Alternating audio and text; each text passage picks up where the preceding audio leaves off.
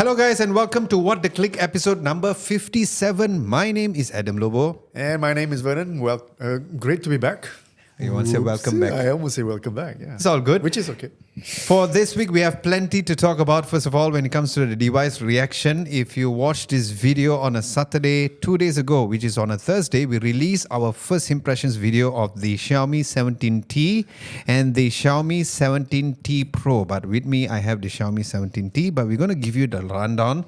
What was the surprising factor on this particular release? Because something that Vernon actually highlighted, which I went, oh yeah, it was not supposed to be released this early. So that is something that we're going to be talking about right now. And also we'll be talking about the new Apple Sports app. This was quite a surprise. We're going to talk about what is great and what's not so great about it. As usual, when we have our weekly podcast, it's all about the raw reactions based on that. And of course, this is the very first time we're actually talking about cars, specifically because of who is being involved in this particular creation per se, which is the Ferrari Luce. And Luce or Luce. So should we announce it as Luce or Luce? Luce. Okay, so I'll just say Luce all the way. Yeah? Okay, good. I want to make sure I say it properly. It's not Lucha. Yeah, it's Luce. It's not Lucha. Or Leche. Leche. Luce. Okay. And for the What the Tech, we have this very interesting device called the Atmoph Windows Yo. What a name. I think we're going to have a fun time. And of course, during the community segment, we asked a question where Vernon and I have been always talking about. So this is a very good question. Besides the fact that it's a flagship or mid-range, do all of y'all feel that it is necessary for smartphone companies to release a new device every single year? And we got tons of great response from that. So we're going to talk to y'all about our reactions and of course reacting to your comments and also your votes as well for that. So yeah, we're going to be starting things off with our device reaction on the Xiaomi 17T and the Xiaomi 17T Pro. Now, we only have the Xiaomi 17T because we are doing a secret video based on having the Xiaomi 17T involved. If you watch our videos, you might be thinking or you might guess what we have in mind. So stay tuned for that. But we had to give back the 17T Pro and we still do have the Xiaomi 17T because we want to specifically give you a look on how it looks like in case you haven't seen our review. Now, our review will be on our main channel. If you're new, this is a brand new channel called What the Click. So if you haven't subscribed, feel free to subscribe and don't forget to hit the notification bell icon so that the YouTube algorithm can make sure to push it to y'all because it's very important. Hence why we actually have this on a separate channel. Okay. Let's talk about this. The first thing that Vernon has pointed out, which is very true, and I did not realize it until I went like, oh yeah, it's true, is the fact that Xiaomi has released the T series not 1 month, not 2 months, but 4 months in advance. Yeah, it's usually in September. I remember very clearly when you mentioned this. Very close to the iPhone launch, always. It's very close to the iPhone launch where I used to sneak this in Apple Park, but not pictures, not to take pictures in Apple Park itself, but to bring this and take some photo samples because, you know, during the end of the year, like your summer, spring, summer kind of time, it's very nice to take pictures in San Francisco. And the trees, the skies, and also beautiful. And then when Vernon put it here that it's brought forward, and I'm like, oh yeah, I remember every single time the T series was close to the iPhone launch. So we're going to be talking about that because that is actually quite a very interesting development from Xiaomi because they maybe want you to immediately look at their releases, similar like what Pixel does before the iPhone launches, where they say, oh, by the way, here's the leak. Here's the leak specs for you to consider a Pixel before you buy an iPhone. So that could be one of the ways on why they actually did that as well. So the main thing that you all need to know first and foremost, there is 2 factors which really distinct the difference of each one of the device. First and foremost, one of the latest one, Abang, is the fact that the screen size of the Xiaomi 17T is significantly smaller compared to last year's model. So that is something which has really changed a lot. So it's like 6.3. Yeah, so here's the story which a lot of people do not know behind the scenes. Now, if you follow every other content creator in Malaysia who released their videos, most of them talked about the Pro. But because there was a significant difference between the Pro and the non-Pro, I asked Xiaomi, can you pass me the non-Pro? Because I want people to make a decision based on the differences, because it's not like a very minute differences like the previous versions. And you know how it is. Apple is fine, but sometimes like the likes of Samsung or even Google, they have the differences, but it's not so much of a difference, right? Yeah, and also there's a lot of overlap in terms of maybe specs. And sometimes if you judge just by visually, you cannot tell whether that's a T or it's a Pro. Yes. And or a T Pro. So I had a problem earlier. I was talking to Mo about this when we were comparing press images. I said, there's no way to know which is the standard and which is the Pro. Yeah. And the question is, did Xiaomi do a good job in differentiating, the two models? I think Apple is really good at it. Yep. In terms of you the can tell Pro it from Max, far. Standard 17E is all very different in terms of how I think it looks. Vivo also does that pretty well, but maybe from the Pro to the Ultra, it's not so much. But for example, one of the things that really gave us a huge shocker was the Vivo X300 FE. You saw it downstairs, that we have it. So stay tuned for a very interesting video that we're going to do with that phone as well, where you're using the similar Leica technology, the similar Zeiss technology for the Vivo X300 FE, but with a price which is not a flagship, of course. which is below a certain level of price, which is really mind blowing compared to if you want to go out there and buy the Ultra, which is close to 7,000 ringgit. So, other than the fact that it's not physically looking different in terms of the rear end, but the main thing is that of course the 6.3 inch versus 6.83 inches, but it's still not the smallest phone, but it's still quite compact for a flagship these days. And I think there is a market for compact phones. I still like People it. It reminds me of the Yeah. Xiaomi 13 days where, it was like the smaller one, the non-Pro. And I've always done a lot of reviews based on that. Another thing that we also talked about behind the scenes is that the biggest differentiating factor is the fact that the non-Pro, which is this 17T, is using the Snapdragon 8 Elite Gen 5. And if you all know me, I've always preferred the Snapdragon chipset a little more than the MediaTek. Although MediaTek has really grown from leaps and bounds, they've really increase their overall performance, and the MediaTek chipset is no longer a typical mid-range or probably a budget chipset anymore. Because like for example, the previous Oppos and the Pros on the Vivo is actually using the MediaTek chipset, which is very good when it comes to the AI and the computational photography. But yeah, that is actually quite interesting. We released a video based on that. Now, let's talk about what's good and also what's not so good. So first and foremost, I'll talk about what's good, and then we can probably talk about what's not good, because we actually have the list over here. So first and foremost, usually the non-Pro and the Pro has this issue when it comes to the lens options. So for this time around, there's no lens gimmicks, which means that the base model does not get a downgrade layout compared to the Pro, which does make the non-Pro a very significant choice over typically getting the Pro, because it's the best of the best on every area. So when it comes to the lenses and the cameras, that is something that you all can expect.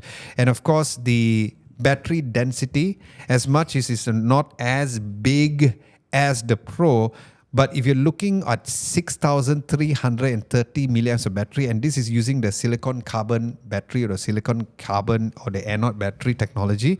So that's why they still managed to make it a very thin form factor. It also has a very good display. Not the brightest among other phones within this price range, but 3,500 nits of peak brightness is still very good for our Malaysian very bright weather, or if you go or if you stay in places like maybe in the Penang, or if you're in Malacca, you don't know where it's like super bright skies. You can still see it. And it is also has a very decent bezels.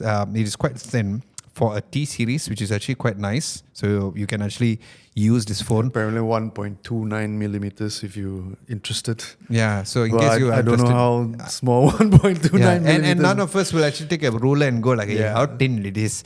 I think this is more like a specs kind of flex a little more. And of course, there is the hypercharging versatility, because this supports a high 100 watts of wired charging. 50 watts of wireless charging Yep. alongside with 22.5 watts of wired reverse charging. Okay, I mean, that's pretty top of the line, right? Exactly. I am not sure whether wireless charging is available on the non-pro. We will double check on that. If I'm not mistaken, there is none. But I will get back to you all later on. Wireless charging. I don't think there's wireless charging on the non-pro. We can but check we the can check that. official specs. But of course, that would be on the what's good. So Abang, talk to us about what's not so good when it comes to the pro and the non-pro based on what you feel. I don't know whether this is a pro or con, but I guess it's differentiation again. So the T Pro has the Dimensity 9500. Yes, right? And correct. And the non-Pro is a 8500 Ultra, Okay. which is also Dimensity MediaTek. Does it create fragmentation in terms of optimization, stuff like that? But in a way, I feel it's good because then people can make a conscious decision between do you want a more powerful chip or you want something that's not as powerful but still good, Got it. right? Okay. The other thing is also you give up a little bit of the compactness of the T if you go to the Pro. Yep. You get a bigger battery, but also you get a bigger device. Yep. So do you want that? Yep. Number 3 is, we've talked about this also in previous episodes about Hyper OS. Yes. It's a very good OS. It's a good performer, but the custom skin also comes with quite a bit of bloatware. Yes. And I think if you're someone who prefers a kind of like a cleaner skin and stuff like that, then maybe Hyper OS is not really for you. Yes. So Correct. that's another thing. The other thing would be maybe the camera bulk. Yeah. It is, I mean, it looks good. In my opinion, it looks good. Yeah. But some people might find it a little bit big Yeah. in terms of the camera bump. Correct. And that's also something to take a note of. Other things would be, I guess it's a little bit more expensive than before. Yeah, that's So a good that's point. that's But just to something that track you might back, wanna I know think of. earlier I accidentally gave you the wrong specs in terms of the Snapdragon chipset. So like what just Abang just said, that the difference in terms of chipsets, both are using MediaTek. So MediaTek, sorry yeah, about earlier's info. So it is MediaTek Dimensity 9500 for the standard and 8500 Ultra. So yeah, from just by people who are not really used to seeing the or really knowing on the numbers, some people may look at a 9500 on the base model and then 8500 Ultra. Who would have thought that the 8500 Ultra performs better than the 9500? So this is Slightly quite a different confusing thing. architecture. As Yeah. you know, the 9500 is a 3nm. Yes, correct. 8500 Ultra, though, it's, faster, I think, core speeds. But it's for 4nm. But for someone who's not very tech savvy, who's not going to go into that, Doesn't- you it just see doesn't the really matter numbers on- yeah, around. It's on- like comparing a 17T versus a 15T. You already know that the 17T is Absolutely. a better or a newer version. So I think that would be it. Of course, one of the biggest factor, and this is, I would say, is also a good thing, is the fact that a lot of smartphones within this price range, they have telescope telephoto lens or the periscope telephoto lens, but something like the Nothing Phone 4a Pro has telephoto lens up to 3.5 times zoom. The Xiaomi 17T is probably the only smartphone within this price range which has 5 times 5 times. optical zoom and 10 times lossless zoom. So which means that it will use the whole They call sensor. it optical grade. Yeah, optical grade. It's still digital, but But it's still good because based on the camera samples that I took, it is still very good on the 10x. It does not look like a compromise of the 5x. But the 5x is amazing. I think if you tune in last year when we did our podcast together with Jason, remember he was also talking about how the 15T was so good, the cameras. Yeah. We were talking about it and it's like, hey, can I you was just also pass it very before? Yes. impressed with the- So they have continued to do that. And the reason why we got Jason and talk about it is because, again, it shows that it was within the same time as the iPhone's launch, right? So it has really clearly shown that the launch has been coming very, very soon. So let's talk about the discussion points that you Sure. have in mind. So you start with what you have in mind. I think the big discussion is, why are they launching it early? That's quite unusual. 4 months earlier. I think it's not just us that were wondering. I think a lot of the tech media in Malaysia were also posting this question. What's happening? But I do not what's the know why I strategy didn't behind? catch it, bro. If you did not write it, means I really wouldn't even expect it. I'll be like, oh, okay, the T series is out. I didn't. You know why? Because there's so many phone Yeah, launches. could be. And you Is know it something that Xiaomi you has a caught it first, barrage. or you realized that the complaints were coming first? I noticed that a couple of the tech media also mentioned I about see. Okay. the early launch. Okay. And as you know, we also get embargoed stuff and stuff. Yeah. I wish news. that I knew that before I did a video. At least I could kind of mention about it. I only It's all right. realized it only when I saw your It's your all right. notes. I guess this is the benefits of having the podcast, right? Yeah. So that Yes, is one. absolutely. That's one. What else that we can So really the look theory into that? is, the question is why? Why is So why are do they you doing think it? so? I think it's the availability of the chipset, number one, and number two, and because of that, this becomes a new device. We've done segments about best phones under 2,000, best phones under 3,000, Yeah. and this will come up on top because it's just newer. Yeah, that's true. And I feel that is a benefit also to the consumers Yes. at this space.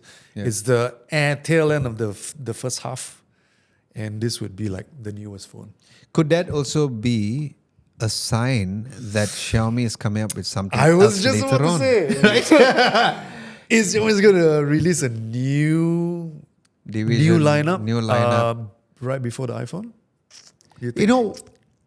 Let's have an open discussion about this factor. Although we are swaying away a little more from the T series, in your opinion, why do you think that Xiaomi's Mi Mix Fold and their flippable form factor is not doing as well in Malaysia compared to the likes of Samsung or even Huawei? That's a good question. And Because- I personally always liked the Mix series Yeah, because it was always different. yeah, It was always something that was almost a commercialized version of a concept phone. yes. I always And, loved it. Yeah, and Mi Yeah. Mix was always there as that kind of phone.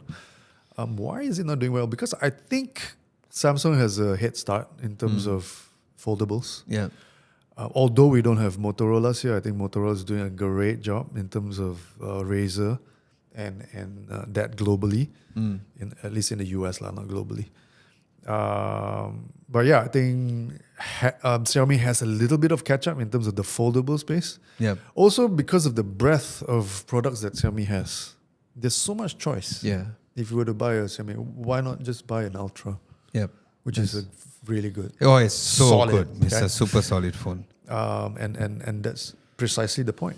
I also feel like when I go to China, I do notice that when I hold the foldables, it does feel a little outdated compared to the Oppos and especially Oppo, right? Because Oppo does foldables one of the best, especially the Finance series. Yeah, Finance is And really I good. did notice that when I get my hands on a foldable on a Xiaomi phone, it doesn't feel as premium in Why a is lack of a that? better word. I don't know. It feels outdated. It feels like a generation before. It almost feels like a Samsung, like how Samsung comes up with a foldable and it feels a bit older. And then you have the likes of Huawei and Oppo doing so much better job on a foldable where Samsung started off first. But Samsung's biggest flex, literally, pun intended, is their software, right? Yeah. But every time when I hold it, it feels a little outdated. Maybe that's the reason why globally it's not recognized. I thought initially could be the whole Google form factor and all, but then again, Huawei does not have Google globally, but still selling like hotcakes. Yep. Their Trifold is also doing a very good job, even though they have no Google services and all. So I've always thought why they do not do as well. Maybe they are doing well, but not specifically in Malaysia. Like I'd never seen anybody in the world using a Xiaomi foldable. Absolutely not. Yeah, I've seen people use the Trifold on Huawei. Oh, really? Yeah, I've seen people Wow. use it, like really seen like 4 or 5 times. And again, if you talk about struggling with Google, but I've seen people use it. If you're talking for me in terms of percentage, I would say 80-90% of the time it's a Samsung Yeah. foldable. Good If it point was a about foldable, it would Yeah. be a Samsung foldable. Correct. I've seen some Huawei The flips. flip, yeah. I mean, of course, Samsung we've seen a lot. So probably that could be a reason because it does feel a little outdated per se. Interesting. Then Maybe they're working on something. but another very interesting thing is that I like how Xiaomi is really pushing their IoT stuff, like their home stuff, like their aircon. Like earlier, I just came back from a launch where they actually released their washing machine. Now, this washing machine was here globally for the longest time. It's nice that they're bringing in Malaysia. So they have an option of a dryer version and also a non-dryer version. Remember in our last podcast, we talked about the Buds headphones. Do you know what's the price? Do you know what's the Redmi price? headphones. Yeah, the official price came out and I was shocked. 300-ish. No, 400. no, Huh? 239 ringgit. The Redmi headphones Neo. Remember we talked about it? Yeah. It's supposed to be what? 200 But it's even supposed to be after like we $59 US. Yeah, or so something like that. by right, when we convert, it's supposed to be more expensive. We were totally shocked when I went to the event earlier. when That they is said Xiaomi it's for you. I mean, they were 239 always ringgit. well I'm really known. eager to test it out because because that is really like going against a lot of headphones within the price range. So there were several devices which was launched earlier from Xiaomi. They had a Redmi Watch 6. This is 369 ringgit. They have the So typical Xiaomi. Eh? so it's like then did you know the washing machine? You won't believe what's the price. Now this is a front load washer dryer is 1,199 Oh my ringgit. God. Yeah. And it looks very good. And I'm like, what in the world? And there's Wi-Fi built in. Yes, exactly. And it's within the smart home. And recently, speaking of smart home, again, I know we're diverting away from the T series, but it's all about podcasts anyway. One of the things I noticed recently, because you know how Luna has that cat tree, the LG tower for the cat. Now when I open up my LG app to see, because you can also track Luna's weight, so I wanted to see, thankfully she's been becoming a bit bigger. 0.1 kgs, not a lot, but still quite a decent one. And then when I open the LG ThinQ app, there's also all of my Apple HomeKit over there too, which was quite surprising. So last time, so you can see here, so if you see, there's all the HomeKit devices also on the LG ThinQ app. So I am glad to see this, which means that we are going towards the point whereby all of the smart home devices are becoming very unified per se. So Xiaomi's devices, all the smart home stuff, like the vacuum and all, the vacuum, the washing machine. Imagine like instead of you typically going to the washing machine area, besides you doing within the Xiaomi app, imagine you doing it on HomeKit. Yep. That makes things very nicely, right? Everything connected. Yeah, so the wrap up for this particular episode, this particular news or this device that we're going to talk about is that it's very interesting how they have come up with this strategy, coming up with early, because probably like what Vernon said is that maybe they are giving us a surprise by maybe releasing something brand new to tell the rest of the world, guess what, we've been doing this. Definitely not the car. I wish it's the car. The car. No. I wish it was the car. The car is because too if niche. the car comes to Malaysia, means it will be my very first electric car. I guarantee you that because I really I think love it's the going to car. be tough, especially now with the MITI thing effective July, and Good point. the CBU is going to be minimum Very good 300,000, point. right? But I think the reason why they came up with this is because they want people to understand that the T series is here, and if you've been considering a phone within the 3,000 ringgit mark or so, if you are here in Malaysia, then you should hold up with your purchase decision and look into the Xiaomi 17T. So, because what they're basically saying is that you can buy a flagship, so why even consider mid-range yeah. for the price and Yeah. the specs and the features Yes, that you're correct. getting with the T series? Yeah. Smart. Yeah. Again, And- I think timing is great because it's like the tail end of the first half yeah. of the year, and they're on top. Yeah, and just to let you all know in terms of the official price here in Malaysia specifically, so let me just quickly load this up because the Xiaomi 17T is going for a price of starting with 2,399 ringgit. It's crazy price. Lah. And this is for the 12 gigabytes of RAM with 256 gigabytes of storage. But if you're going to be buying the 512 gigabytes of storage, it's still not too far off. It's just 100 ringgit more. 2,499 ringgit. 12 gigabytes of RAM with 512 gigabytes variant. And I know this may sound like I know this may sound like an infomercial, but I need you all to understand that if you buy the Xiaomi 17T, if you pre-order the 512 version between the 28th of May until the 11th of June, you get a brand new Redmi Pad 2 for free. You buy a phone, you get a tablet for free. I mean, it's not the first time they're doing it, but still, you know. And it's not like a cheap tablet. It's a 569 ringgit tablet. And the Redmi Pad 2 is a very good tablet. And remember, with the price of 2,399 ringgit, a lot of people can survive with 256 gigs. It's fine. But you're getting a proper 5 times optical telephoto lens. And also a big battery. And of course, a very good value for this particular phone, which I think is a really good thing. All right, let's go into the news of the week. We have the very first news, which the Apple Sports app.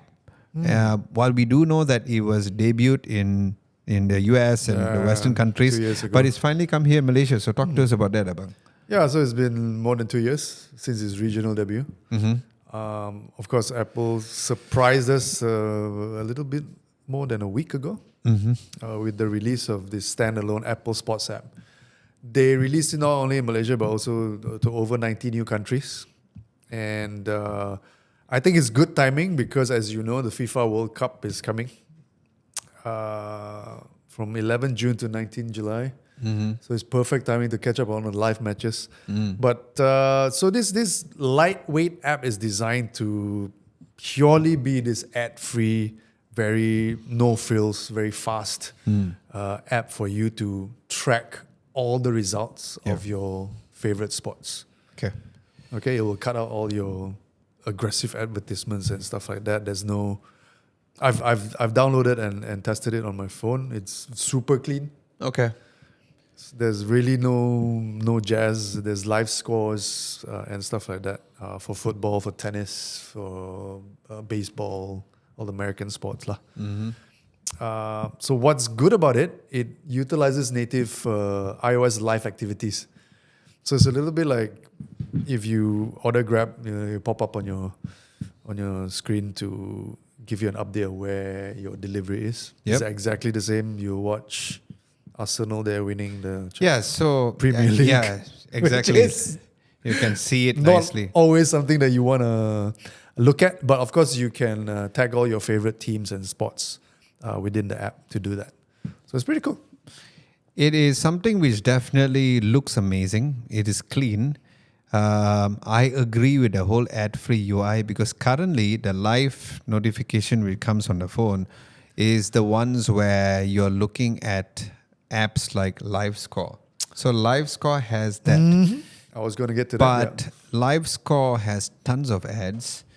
There's, even though I have news only specifically, I just want to know about Liverpool, but sometimes there's other teams because they feel like breaking news on other things does affect Liverpool. I have no idea. I absolutely love this clean interface and of course their integration of live activities.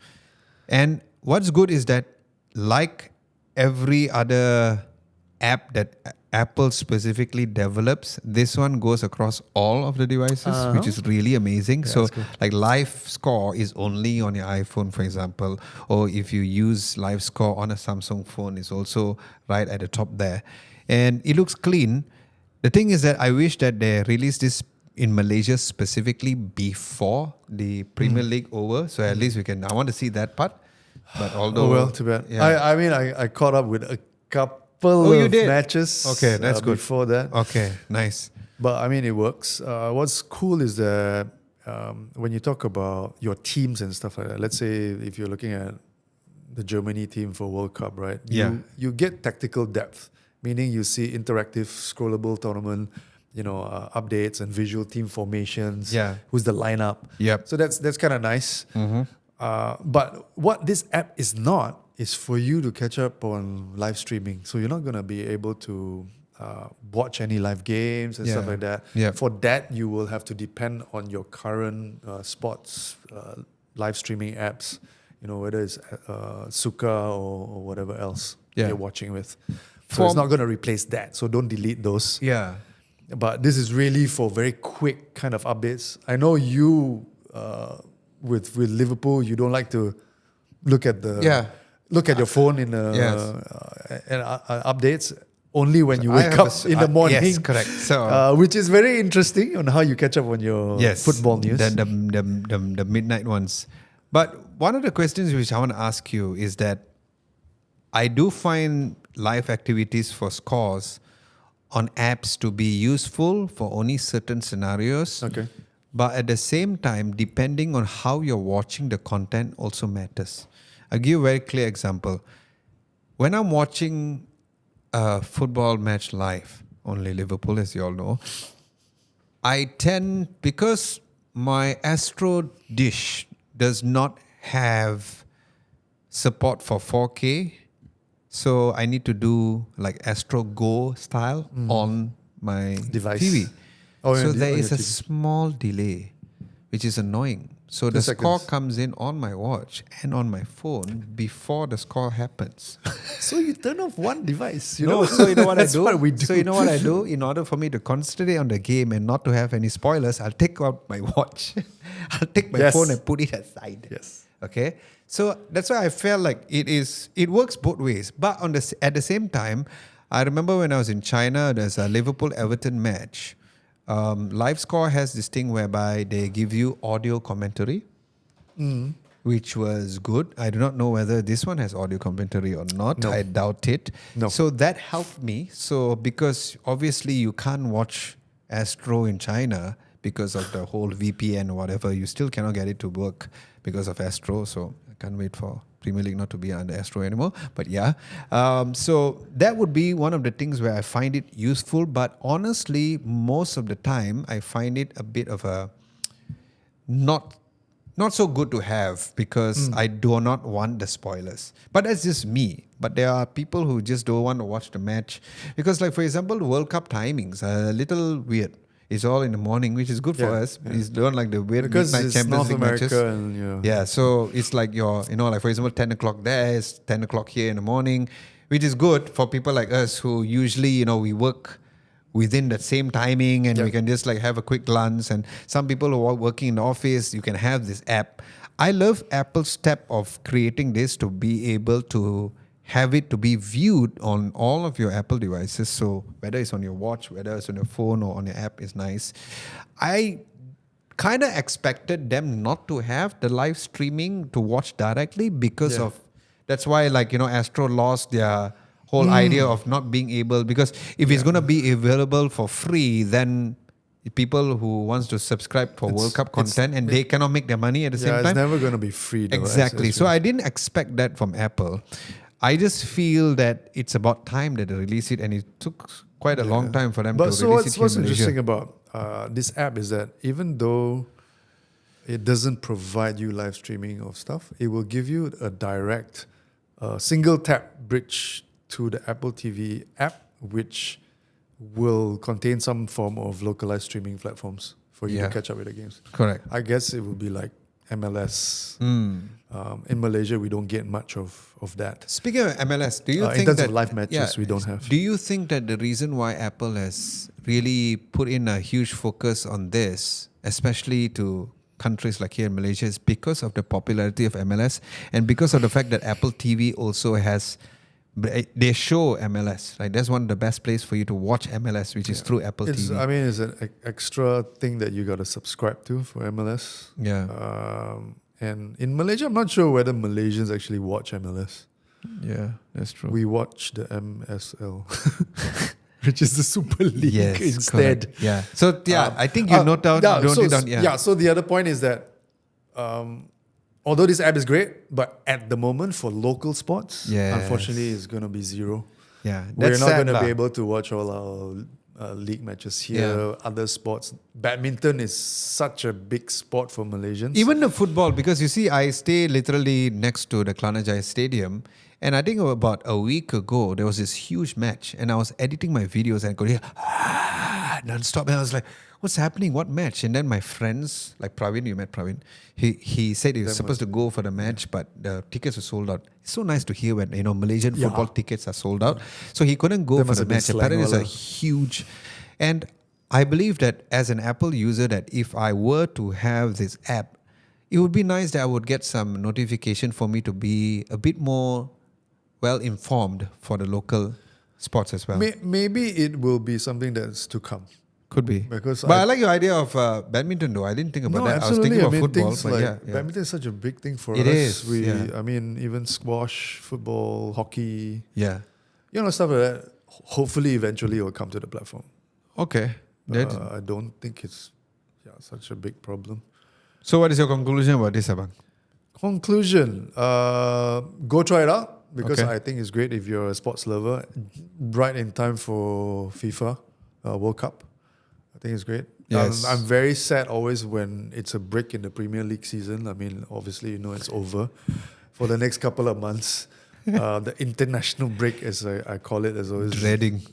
dreading, and then you'll have players coming back injured for the entire season of the club season, and then And then you have players so who sad. come back. This sounds like a Premier League podcast, but you know how it is. Then you have players who outperform so much better than when they play in the clubs.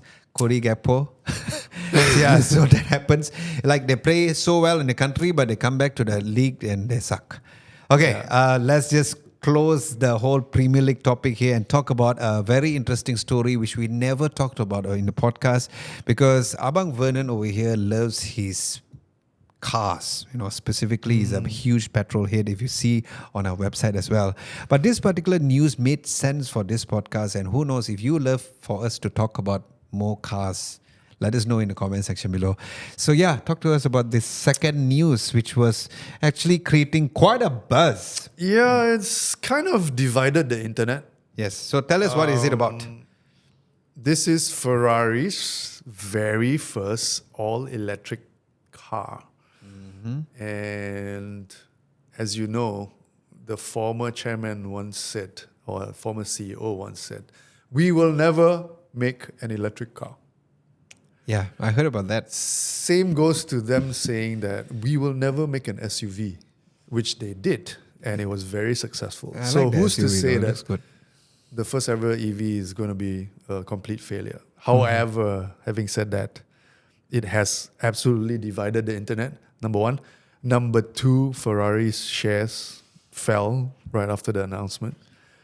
And we also have people from Ferrari saying that, okay, this car isn't for Ferrari fans. So meaning they're looking to a new audience to buy this Ferrari. Okay, a little background. The car itself was obviously designed First, tell in-house. everybody, what is it called in the first place? Okay, it's Abang? called Ferrari Luce, or Type F222. Okay. Luce is in Luce. I hope I'm pronouncing it right. Yeah. Okay. So the car was designed in-house by Ferrari, obviously. They do everything in-house. However, this time they chose to collaborate for its interior with a very famous person that In we the know tech in the industry. tech industry. Yeah. Somebody who was incredibly involved in changing how we interact with our devices, whether it was an iPod, whether it was an iMac, it was a MacBook Pro, what else? iPhone. Sorry, I missed that. It's okay. So, Sir Johnny Ive, who else? Yes, the sir. iconic Sir Johnny Ive, and Mark Newson, who they run this creative collective called Love From. So they design a lot of things. Also work with OpenAI with the new the little device, right? Device, which is AI coming soon. device. So they've collaborated with Ferrari with this to fully design the interior. And the question was when every time Sir Johnny Ive is brought up is he creating another iPhone for Ferrari in terms of interfacing, right? Where we have touch screens and all glass, screens in the interior. However, he did something very, very different. And I think for me, looking at the Luce, the most fascinating thing was the interior. Because he brought the return of all the tactile controls. You see knobs, you see switches, you see all these mechanical inputs that's in the car, which is fantastic. Yep. Because nowadays, when you look at an EV, it's so stereotypical. You've got one big glass slab in the cockpit. Yep. Everything is electronic. Door handles are touch. It's terrible. So what he's done for the Ferrari is, I feel, is outstanding. Yeah. But I think before we go further, Can I ask you if you're a Ferrari fan? I wouldn't call myself as a car fan in general. I just love a car which is comfortable to drive and I'm happy. Okay. If I really had to choose brand specifically, I'm more catered towards probably the Lambo because my ultimate favorite SUV on planet Earth is the Urus. I love the Urus for how it looks like. That's my ultimate dream car. But if it's not the Lamborghini, I'm leaning towards the Porsche or BMW. So the Cayennes and the yeah, exactly. X. Yeah, I always like the SUVs, but even like the Taycans of the world, because Porsche has this very like timeless design. So for me, I wouldn't call myself as a huge Ferrari fan. Even last time when I was watching F1, I was never a Ferrari fan. I was always a McLaren fan. So even since then, and then I also swerved towards Mercedes a little more. Maybe because I never liked Fernando Alonso. I never liked him. I always want to slap him in the face. The drivers changed though. Yes, yeah, exactly. So that's when I was supporting McLaren, right? And for me, of course, the logo means a lot to people. As a Liverpool fan, I love the color red. But I wouldn't call myself as a Ferrari fan. And I think what has happened is that a lot of people have become Ferrari fans, maybe because of now Lewis is driving Ferrari. But in general, good question. I'm not a huge, you give me a free Ferrari, I'll take it. But I'm not going to go out there and say, I really love Ferrari. Yeah. But why did you ask me the question? I asked you because the follow-up question will be if you had, if money was not a problem or an obstacle, would you buy the Luce? And do you come from that place where you are an ICE or an ICE yes supporter? Yes, I'm up and until not now. An EV kind of guy. I don't usually tell people what I drive because I just do not like to publicize that. But just so you all know, in case you're wondering, I'm still driving a petrol car because I still love petrol cars. I know that the petrol prices is going high, but to me, I still like the petrol engine. I still love the idea of not having that anxiety that I never charge my car. I like the sound of it. I just prefer how it moves. I still like, I think I'm one of the only tech reviewers in the world, like a handful of them who is not a huge fan of EV cars, except for the Xiaomi cars. Okay. Yeah. Okay, my follow-up question to that. Yeah. Since you're an ICE guy, but we're moving into the modern cockpit where so many things are touchscreen. So many things have lost the tactility. Yeah. You lose the visceralness of driving a car. Some are, autonomous, which really defeats the purpose of literally driving the car, right? What are your thoughts about that? Are we losing that? I mean, looking at the Luce, I feel they've kept that visceral experience of the car, and I love the fact that they did that. Yep. Even though it's a modern car in every aspect. Okay. And you still get that Ferrari engineering. Okay, it's not a V12 with that signature, sound that you get from the V12 Ferrari engine. But you still get a super performance car with tactile controls. If I just to look into the visual representation of this particular car, it looks nice. I like the aesthetics from the outside point of view. That also divides the internet because, okay. Do you like it? I like it. You don't like the exterior? I'm a little bit on the fence. Oh, really? Because of the silhouette. It looks like it's almost SUV-ish. It's a little bit bulbous. Maybe that's why I like it. It's a little bit bulbous. I love my SUVs. Okay. It doesn't have the sporty look. Okay. As sporty as you would, let's say an F40, which is my favorite Ferrari. But it still looks like a Ferrari in a sense. I still feel it looks like a Ferrari, just a little bit different. I like how it looks. Interior wise, do you like it? I love the interior. I wish my car had an interior like that. The steering looks almost like a hybrid of an F1 steering. because Yeah, of the amount of knobs and all, which I love it. I like how suddenly there's that knob there, right? From changing between the sports modes to the economy modes.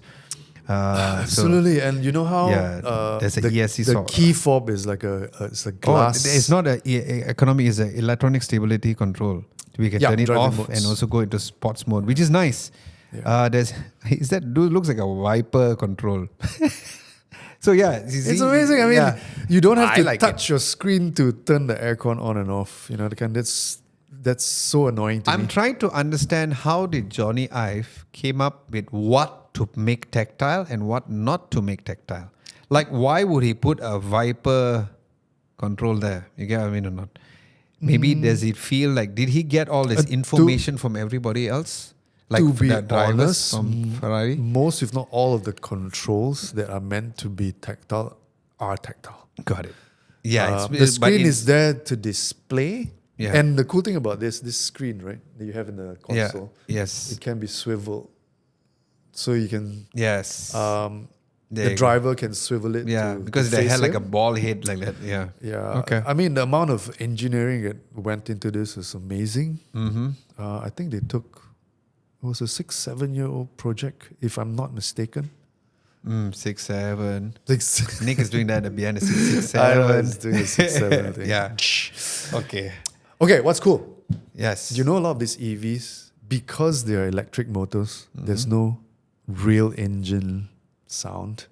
So they play an MP3 file literally on speakers to give this you is that. something this is something that a lot of BMW EVs does as well. A lot. I mean, all the EVs they have do it. they have like Hans Zimmer doing the tuning for the audio and stuff like. It's kind of cool though. It's It's cool, but it's gimmicky. not. It's gimmicky, but I'm sorry, it's not. I'm looking at the colors though. But the yellow looks very. Wait, rose-ish. let's talk about this Sorry, acoustic yeah, thing. Sorry. So the engineering that went into the Luce is very interesting because even the chief product development officer, Jan Maria Fulgenzi, he said that the sound was one of the biggest engineering hurdles for this car. And Really? Okay. So it's a 5-year project. Okay. And the solution for that is to completely reject anything that's synthetic. So what they engineered was mounting highly sensitive kinetic accelerometers into the motors. So you actually get actual sounds kind of coming out from. Okay. So I like that. It Okay. doesn't sound like a V12. Yes. But the sound is real. Okay. And it's not played from some MP3 file. Yeah. That is Which good. is nice. The other thing, maybe we should touch on this because I think car fans would probably want to know this. It pushes 1,035 horsepower. Yeah. It's equivalent. It's not exact. Using 4 independent motors. So 4 motors each Yes, wheel. that's good. So performance-wise, 0 to 100 in 2.5 seconds, which is decent. Okay. I think other EVs will probably be able to boast that as well. And of course, the important thing is what is the price? Yes. So tell us the price. The price is 550,000 euros or 640,000 US dollars equivalent. Okay. When it comes to Malaysia, That's 3 million ringgit before local Malaysian import duties, tax, and whatever not. It could be 4 million, then 5 million. I don't know. Correct. Even money was not an object. I would buy the interior.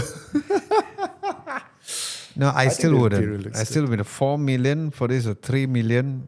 And there's other areas where I I think can look. for a Ferrari fan or owner who probably owns a fleet of cars, this would be nothing. Yeah.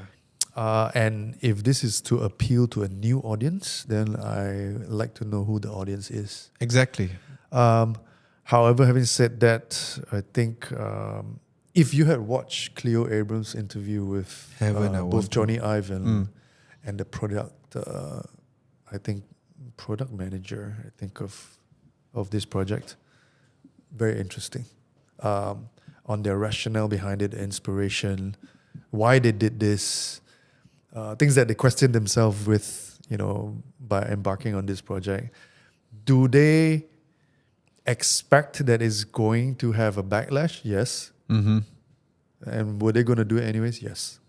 So the question was that. Okay. And I thought it was brave. I think it was a little bit of a rebellion against the EVs that are out there. Yeah. And would I want other car manufacturers to follow suit? I think yes, because I think tactility should be in the driver's seat.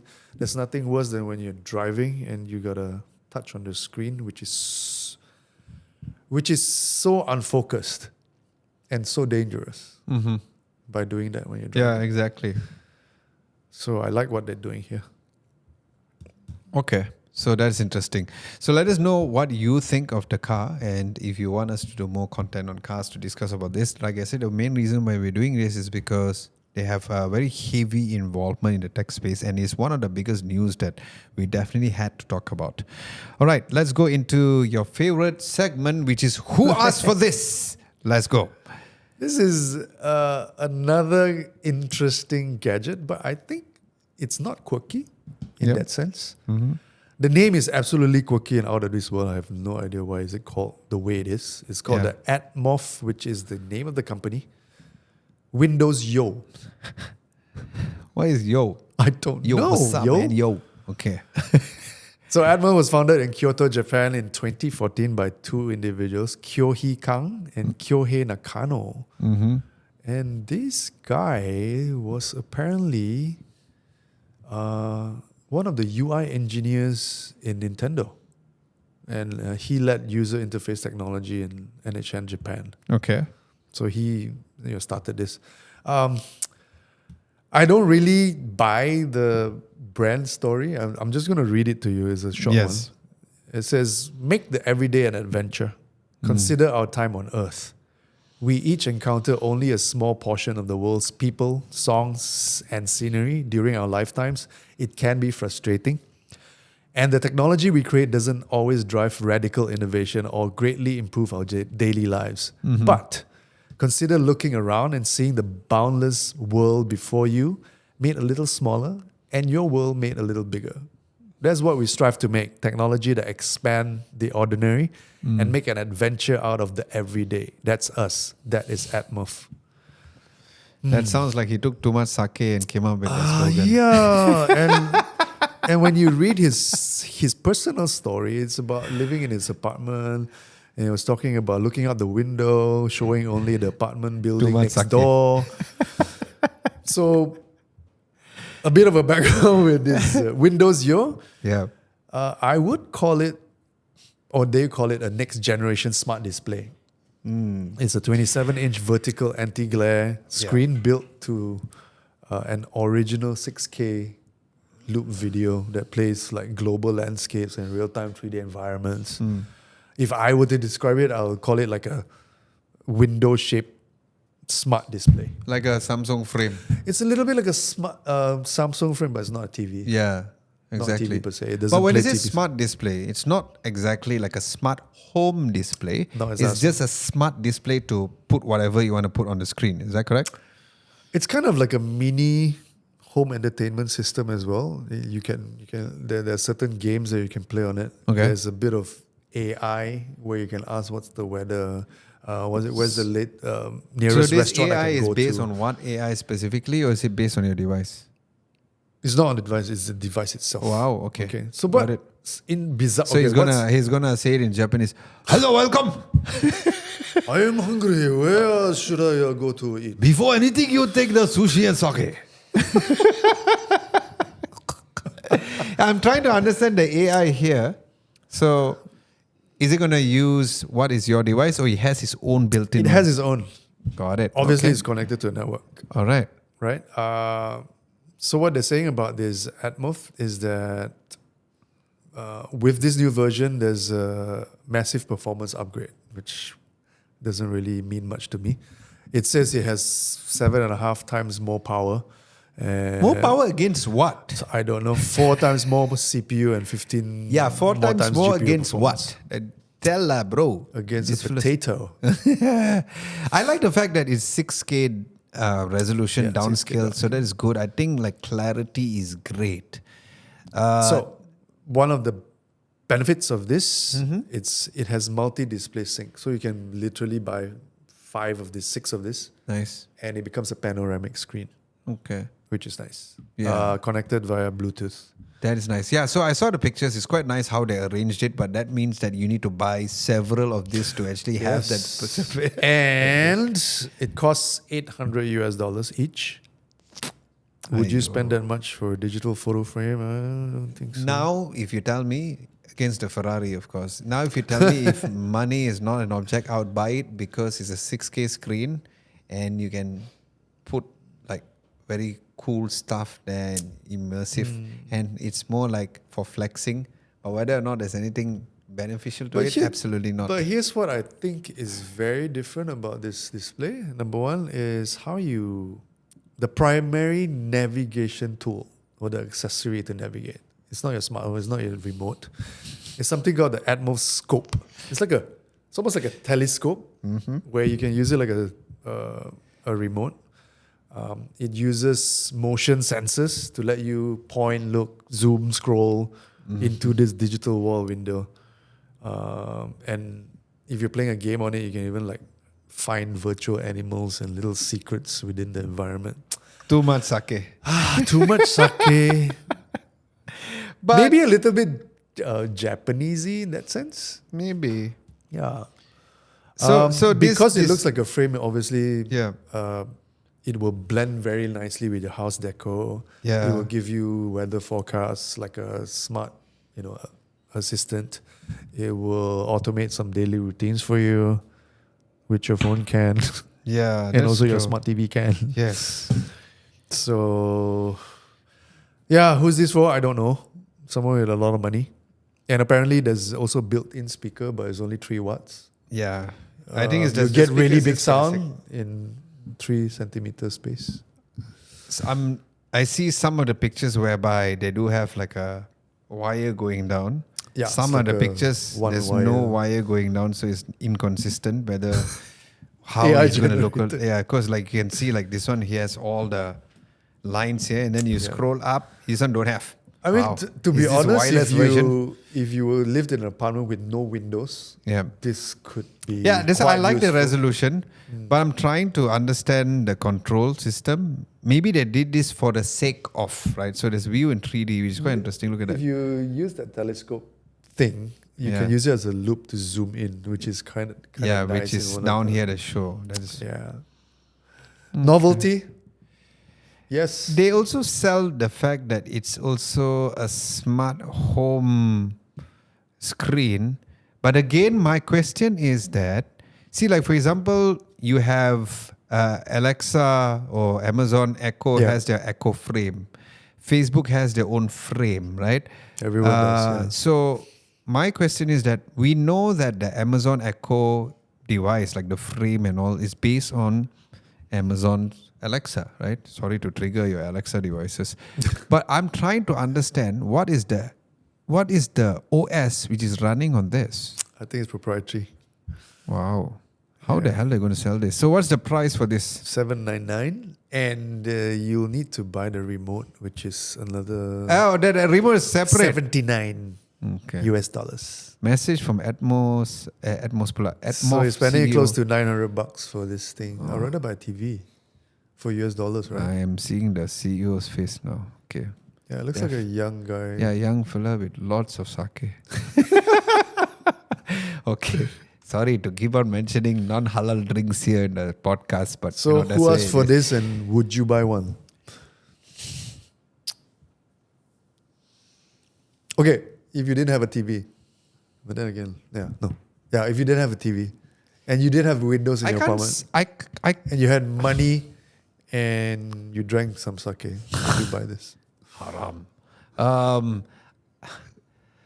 If they told me that it is something which can be connected to any device that you use, like for example, I'm using an iPhone, or I'm using a Samsung, and maybe I can mirror my display or something along the lines of that, or it has like a specific smart home AI tied to it, like for example, this is Siri supported, or this is Google Gemini Home or Google Home supported, then yes, I would get it.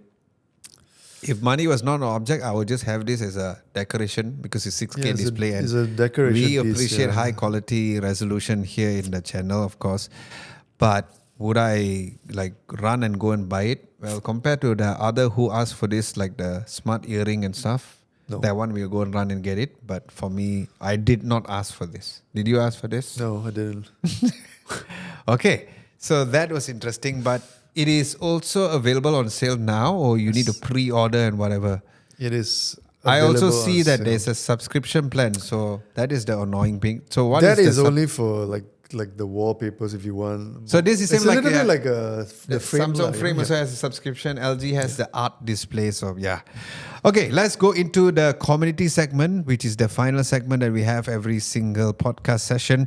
I love this question. So tell us what you came up with last Tuesday, because as I mentioned to y'all, every single Tuesday we'll be having our community post on our main channel where Abang Vernon will be posting, and then based on your answers, we will go into your feedback on your answer, reply to your comments directly, and look into the poll. So what was the question So about? this week we talked about typically smartphones would follow an annual upgrade cycle. Mm-hmm. I mean, there was one stage where some smartphones released twice a year.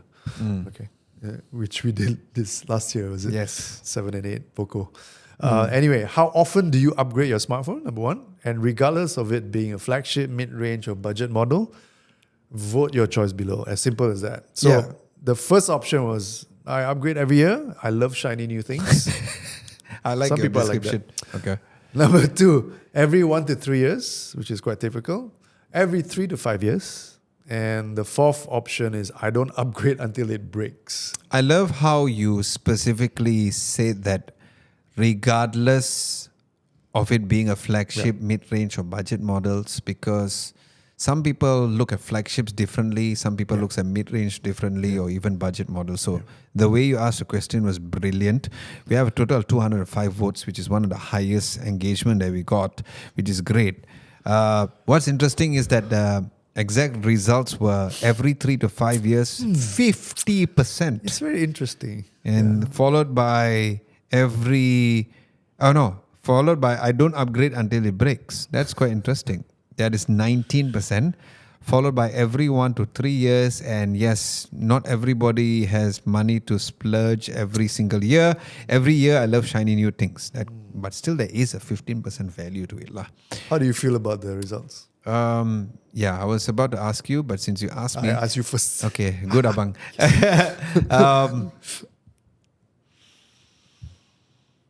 Okay, personal level. I mean, At a I'll answer personal your level. question. Yeah. Based on a look at this, it makes sense because this audience fatigue of releasing phones super frequent, not only is And sometimes audience very fatigue, iterative. So and it's like, people get pissed. So like I have like our regular friend here, I don't know whether he commented here, but he does comment on our videos. His name is Din, right? Din. Yeah, and he said he just got the Poco X8 Pro Max, if I'm not mistaken. And we released a video of the Poco F8 Ultra after 3 months. ouch. And he went like, yeah, it's You a good bastards. phone. Yeah, it's a good phone, but then again, I already got this. And I don't think Din is going to be upgrading to the Poco X9 Pro in the near future. Probably not the 10, probably not the 11. So my question would be, if he had an X8, would you be in the market for an F though? Totally different target audience. It is a totally different target audience. That's absolutely I right. feel. And although same brand. another question is that, again, we're going deep into smartphones, which is amazing. Would the next F series or the F9 Ultra would follow the same idea of pushing the audio? Could the F series become a audio-centric smartphone? That is also a question. The F was always about gaming and performance. And correct? also, to a certain degree, the cameras was also one of the best. That's why the legendary always- Poco it was F3 always was gaming there. at first. Poco was always a correct. gaming Yeah, brand. especially the first ever Poco. Yeah. Yeah. So I think for someone like Din, I think he would have voted for the every 3 to 5 years. Whether I agree with this, based on our audience, this really sounds like them, which makes sense. But based on my feedback on this, because we are a tech reviewer, of course, we do have the newer devices for us to test. But I always tell people to go with number 2, which is every 2 to 3 years. 2 like to 3 generations. two to three generations of a phone. Same. I would That's what I would do say. the same. I feel 3 to 5 is a little Bit stretching, but I do know that a lot of people do it. Like, who did I meet just like several days ago? He was telling me that using, I spoke to the Belkin marketing head, and she was using the iPhone 14. Which is still okay. Yes, exactly. And she was like, I don't want to upgrade until probably the iPhone 18 or 19. I feel iPhones are an exception. Correct. Because they do tend to last a long time. Yeah. And because Apple's software support is so good, Yeah. you get, until they say you're obsolete, it's going to take maybe 6-7 years before that happens. Yeah, 6, 7. Yeah, Okay. which is I guess a nice thing for being an iPhone owner. I think the poll reveals something quite typical in also the tech space, whether it's any industry. I feel the top 10-15 percentile are the ones who are the tech freaks, the early adopters, the compulsive upgraders, that they have to upgrade every single year. When something new comes, I want to buy it. Yeah. Regardless. Yeah. Whether it costs $20,000 or 500 ringgit. Yeah. So you do agree I with this agree current with, poll, with the poll, because the 15% is very accurate. It's 10 to 15%. Yep. And then the rest, the 70%, would be people like us, maybe upgrade every 3 generations of a smartphone. I typically upgrade every 3 generations. So which means that you are in the 16% if you had to vote, or would you still go with a 3 to 5 years? I'm on the borderline. I think I'm probably 3 years. Yeah. 5 years, kind of pushing it, but it can also happen. Like my Android is more than 5 years. Yeah, so that's the thing, right? So you know how all the smartphone brands flex, or like especially like Samsung, we support 6 years of security updates, Pixel 7 years and all. If the majority of people are only looking to change every 3 to 5 years, then why bother? Yeah, that's true. Right? So that's quite interesting. But then innovation is that such, every little new thing or new advancement is going to be put into devices, and whoever appreciates that will want to buy it, right? And again, this goes back to how you frame the question, because I thought that regardless of being a flagship, mid-range and budget, I thought, like, for example, flagships, because it's expensive. So maybe flagships can go up to 3 to 5 years, right? Yeah. Or maybe mid-range can say that, every year I want to choose mid-range. But it's interesting how you made this question whereby, like, regardless, this is the point. So which means that whether or not you're using a mid-range, even though it's slightly more affordable than a flagship, I would still only change it after 3 to 5 years. Because I thought if you're going to buy a budget model or a mid-range, it's not going to last that long. Yeah, meaning like they are not still they're going to be, it's okay, I only bought it for 3,000 ringgit. I just bought it for 2,000 ringgit, for example. I mean, we've done our videos for that. So it's quite interesting. And I think that's one of the reasons why the engagement was very good, 217 votes. I mean, I was conscious to make it contextual, and I think because it resonated with a lot of different kind of people and different kind of audience. Yes, absolutely. Hence, we also get very interesting comments. Yes, so let's go into the comments Sure. right now. Blaze, which says, realistically, as long as the software support allows, which is 5 years plus. There's a new comment, by the way, on top. Oh. If you refresh it. Oh, okay. Hold on. There you go. Yeah, I got that first. There's one called Many West. Did you get Many West? Oh, yeah, I got many West, but that's 2 days ago. Okay, Yeah. I mean, I'll just read through this, yeah? Sure. Which is why I always save for a worthy flagship or upper mid-range phone to use as a daily driver. So what Blaze is saying is that as long as the software support does 5 plus years, so I guess you will be looking at a Samsung phone or a Pixel phone if you look into that. So thank you, Blaze Witch, for that. Dennis Vanderpool says, I choose option 1, but it's actually twice a year. Whoa. Wow. Wait. Oh, so he's really one of those who loves upgrading new things. I thought we got...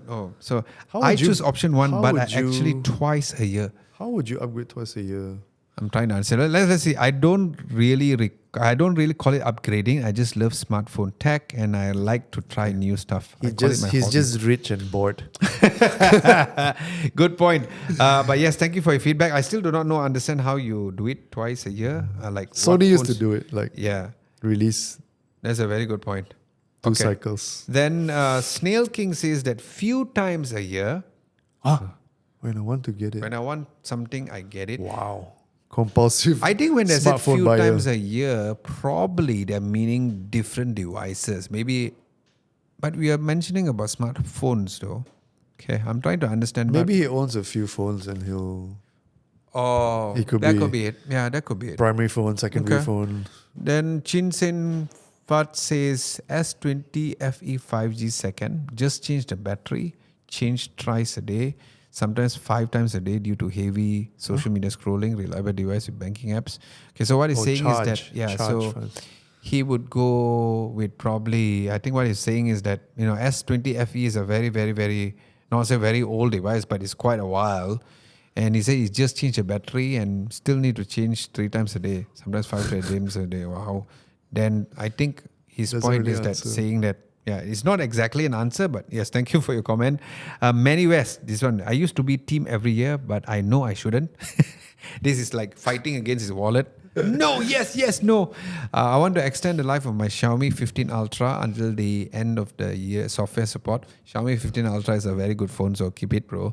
I'm considering even buying a mid-range next time, keeping this beauty as a compact travel camera.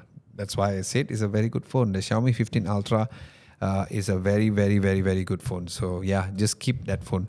Rafi Linux says Pure View 808 S7H S21 Ultra. There you go. So a lot of people are having different devices. That's what I meant by upgrading twice a year, right? Like maybe they go from the S21 Ultra to S22 when it release, and maybe the S7H they go into the S8H, for example. S8, for example. There's something I wanted to bring up as well, especially for Android devices, and it's no longer, let's say, supported by the official manufacturer in terms of updates. There's still an upgrade path. For me, like my Motorola, it's H20 Pro, which Motorola only supported until Android 12, I think. But I'm running Android 16. How I did that? By running Lineage OS. So if you have a supported device by Lineage, even if you have an old phone, you can literally run the latest OS, latest Android. That's fantastic. Which I feel is really good in terms of prolonging your device's lifespan. So when you did something like that, did it affect the performance or battery life? Performance is incredible. Wow, that's fantastic. Yeah. So for those of you who've been saying about how I don't want to upgrade my phone because it's going to be worse. Be slower, right? No, there you go. This is a clear example that's not the case. That's nice. Lance Wood says that I used to chase every model, but now I am no longer into gaming. If the updates stop, then I'll upgrade. My Xiaomi 13 still works fine. Also a very good phone. Xiaomi 13. Xiaomi 13 is a smaller compact phone, which is one of my favorite phones of all time. Spartacos says that I use the Samsung Galaxy Note 8 since 2018. Respect. Wow. Respect. The Note is still one of my favorite devices. Tell me about it. I've been using the Note 2 as my first ever Note. SG says every 2 months, I must keep up with the latest. Every 2 months? I must keep up with the latest. That means every 2 months he buys a new device. That's what he's saying. Not a smartphone per se. Probably is the smartphone. Bored and rich. Okay, yes. Good. This is Jay says, I only upgrade if the current one fails or it's a so major he's at the leap. bottom. Yeah. He's one of the bottom. It's like, it breaks me, that's it. Oh, major leap. So then he will do it. Mastery Ul says, you need an option for multiple times God, he's within. Another one. Wow. Killer. I'm glad that we have a lot of rich fellas as our subscribers. Also quite diverse audience, which is nice to know. Okay. Then Mo says, for me, I don't mind skipping upgrades if my phone still works fine. Battery holds, no scratches on the screen, etc. Unless there's a breakthrough, such as like a major camera upgrade or completely novel features like Samsung introduced the Galaxy AI. On average, I still have the same phone. I think I agree with him. Yeah. I think this is, of course, closer because he's a creator and so are the both of us. Yeah. So I think I kind of make sense that what he says here. I love the engagement on this, guys. So thank you so much. As Awesome. mentioned every single time, every Tuesday, Vernon will be posting this on our main channel at Adam Lobo TV. And then we'll be discussing it here at our What the Click podcast. So if you're wondering where this question comes from, go to our main channel and then you can see it over there as well. So that concludes this week's of episode number 57. For the video releases, if you're watching this on a Saturday, 2 days ago on Thursday, we released our video of the Xiaomi 17T versus the Xiaomi 17T Pro. Next week, we will be releasing a very interesting video. I did mention it's a secret. Now it's not going to be so much of a secret. One of the reasons why we still held into this particular phone because we created a best phone under 3,000 ringgit list. Now, it originally did not include this phone. But when this phone's price was announced and I went like, oh God, we had to redo the list all over again. Hence why it is delayed. We were supposed to try to release the video on Sunday, but it's a lot of work. And instead of 4 phones, we have chosen 5 phones this time around. So stay tuned for that video that will be coming up next Friday. So by the time you watch, we'll be talking about the next podcast based on those devices before I head to Apple Park for WWDC as well. So with that, we'd like to say thank you so much for joining us on What the Click episode number 57. My name is Adam Lobo. My name is Vernon. See you in the next one. Bye-bye.